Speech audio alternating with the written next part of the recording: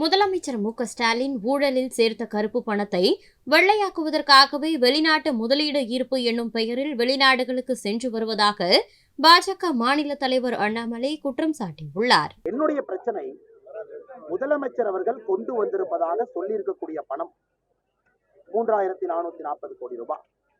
அதுலதான் பிரச்சனை. இன்னைக்கு நான் படிச்சு காட்டினேன். 2022 மார்ச் மாசம் துபாய் போன பொழுது முதலமைச்சர் வர 6100 கோடி சொன்னார்.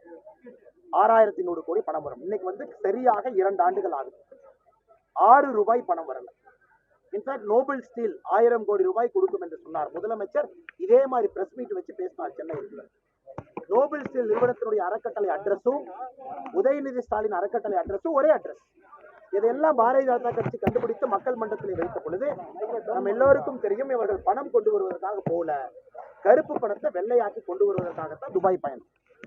அதன் பிறகு 2023 சிங்கப்பூர் ஜப்பான் போகும்பொழுது ஒரு 1400 கோடி சொன்னார். அது முக்கியமாக இவர்கள் போனதே முதலீட்டாளர் மாநாடுன்னு சொன்னார். தமிழ்நாட்டில் ஜனவரியில் நடக்கிற முதலீட்டாளர் மாநாட்டுக்கு தான் அவங்க எல்லாத்தையும் வர சொல்ல போயிருக்காங்க. முதலீட்டாளர் மாநாடு முடிந்து 10 நாளுக்குள்ள ஸ்பெயினுக்கு போக வேண்டிய அவசியம் என்ன? 3440 கோடியும் ஏற்கனவே இந்தியாவில் தமிழ்நாட்டில் இருக்கிற கம்பெனி. அவங்க எக்ஸ்பான்ஷன் ப்ராஜெக்ட் புதுசா எதுவுமே சைன் பண்ணல.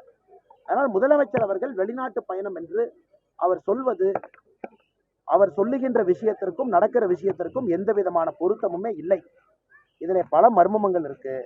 தொடர்ந்து ஆதாரபூர்வமாக பேசிக் கொண்டிருக்கின்றோம். அதனால் முதலமைச்சர் அவர்கள் வெளிநாட்டு பயணம் என்று சொல்வதே மர்மமாக தான் இருக்கு. திமுக ஆடிட்டு போறாங்களா? திமுக இருந்து அதற்கு முன்பு யாரு போறாங்க? இதையெல்லாம் ஆராய வேண்டியதா இருக்கு. இன்னைக்கு முதலமைச்சர் அவர்கள் வெளிநாட்டு பயணம் அப்படிங்கிற ஒரு மாய தோற்றத்தை ஏற்படுத்துறாங்க. அதனால் தமிழக மக்களுக்கு ஒரு பைசா பிரயோஜனம் கிடையாது இவர் வெளிநாடு போறார். செய்திகளை உள்ளது உள்ளபடி தெரிந்து கொள்ள ரெஃப்ளெக்ட் நியூஸை சப்ஸ்கிரைப் பண்ணுங்க.